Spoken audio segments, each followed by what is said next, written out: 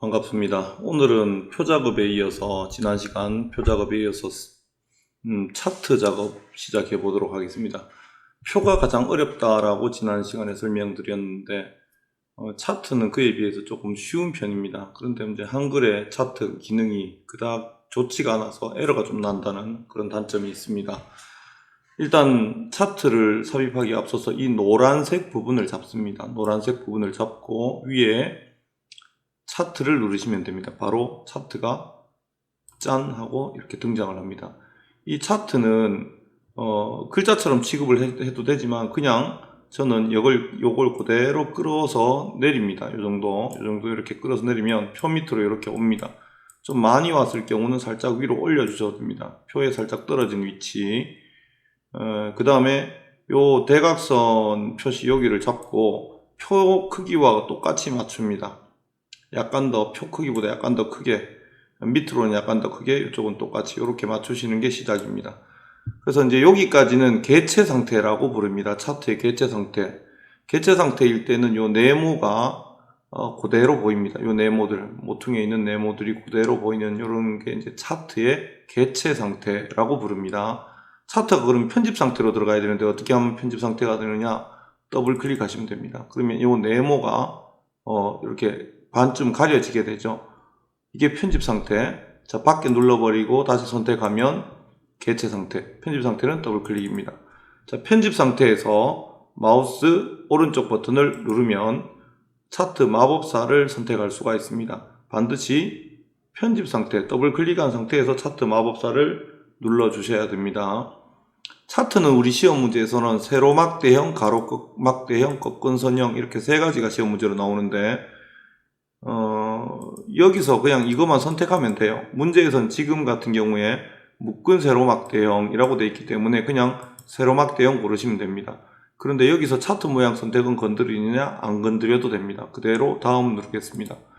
자, 2018년, 2019년 이 부분과 금융투자 이 부분, 이쪽을 이제 가로 항목축, 이쪽을 범례라고 부르는데 지금 문제와 비교해 보면 뒤집어져 있어요. 이런 것은 열 방향으로 눌러주기만 하면 이게 이렇게 됩니다. 이렇게 지금.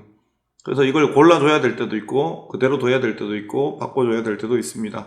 자, 다음 들어가겠습니다. 이제 제목입니다. 차트 제목은 이 부분을 얘기하고요. 갑축 제목은 이 부분입니다. 갑축이 숫자가 오른쪽으로 있을 경우는 아래쪽에 제목이 있습니다. 역시 갑축입니다. 같은. 자, 차트 제목엔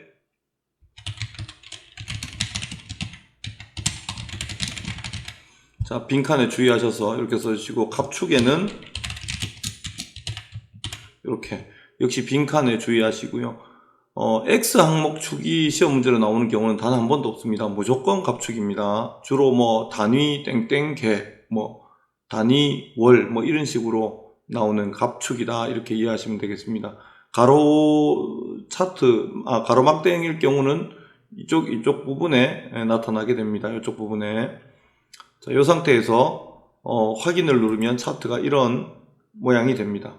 자, 문제를 지금 보면 제목 모양이죠. 제목 모양은 항상 뒤쪽을 먼저 합니다. 손 모양 한 줄로 그림자 2포인트. 요걸 먼저 합니다. 손 모양 한 줄로 그림자 2포인트. 자, 제목을 더블 클릭해 들어가겠습니다. 그러면 배경이 먼저 나오기 때문에 손 모양 한 줄로 그림자에 체크하고 2포인트. 손 모양 한 줄로 굵기 2포인트 이렇게 하시면 안 됩니다. 손 모양은 한 줄로가 나올 수도 있고 두 줄로가 나올 수도 있어요. 굵기나 색상이 시험 문제에 나오는 경우는 없습니다. 그림자와 굵기만 신경 써주시면 됩니다. 그리고 글자 탭으로 넘어가겠습니다. 배경 글자. 글자 탭에 넘어오셔서 굴림 진하게 12. 자, 요 옆구리를 눌러서 위로 쫙 올리면 자, 샵 굴림은 절대 선택하시면 안 됩니다. 여기서 조금 내려오시면 여기 굴림이 있어요. 굴림인지 굴림체인지 이런 것도 중요하죠. 자, 굴림 12 진하게입니다. 굴림 12 진하게. 샵 굴림을 고르면 안 된다는 점 설정해주면 이렇게 변화됩니다. 제목 이외의 전체 글꼴에서 굴림 보통 10인데 총 4군데에 대해서 굴림 보통 10을 적용합니다. 여기 축 제목부터요. 요거 더블 클릭 글자에서 글자 방향을 가로로 해줘야 됩니다. 가로로. 글자 방향이 이렇게 가로로 되겠다는 의미죠. 그 다음에 굴림 보통 10. 굴림 역시 샵이 있습니다. 여기서 좀 주의하시고요. 조금 내려가시면 굴림 10 지금 보통입니다. 굴림 10 가로로 했죠. 자, 이 4개는 돌면서 굴림 10만 한번 하면 되는데 요 글자들 축에 있는 요 숫자의 글자들 아무데나 요 화살표의 뾰족한 부분을 딱 위치시키시고 더블 클릭 글자에 가서 굴림 10 설정.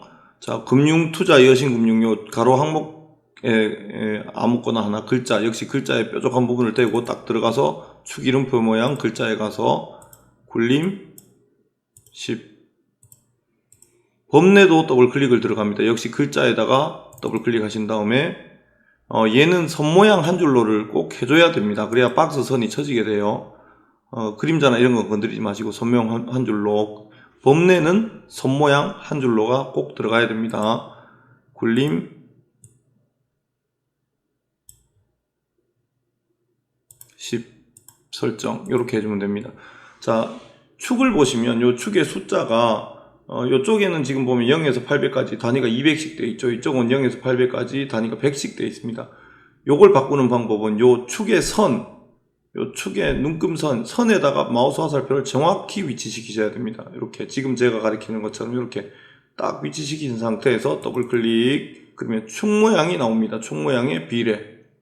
조금만 옆으로 비켜놔도 안 되기 때문에 주의하셔야 돼요. 축 모양의 비례에 가셔서 자동으로 꾸밈을 꺼주시고, 자, 0에서 시작해서 800이다. 이렇게 바꿔줄 수 있습니다. 1000이다. 그러면 고쳐 쓰시면 됩니다. 그리고 한글의 좀 독특한 점은 눈금선의 개수를 적어줘야 된다는 겁니다. 그러니까 눈금 값이 200이다. 이렇게 적는 게 아니고 눈금선의 개수가 4개, 0을 제외하고 큰 눈금선이 4개 있다. 이렇게 정해줘야 됩니다. 이런 것들이 이제 파워포인트 엑셀과 조금 헷갈리는 부분이 될 수 있어요. 이렇게 해서 설정. 자, 이렇게 하면 다 끝났습니다. 이제 마우스를 반드시 차트 밖에 한번 클릭해 주셔야 됩니다. 차트 밖에 클릭 안 하고 그냥 스크롤해서 3번으로 넘어가면 에러가 나는 경우가 생겨요. 그래서 반드시 밖에 한번 클릭해 주시면 차트 기능은 끝이 나게 됩니다. 마치겠습니다.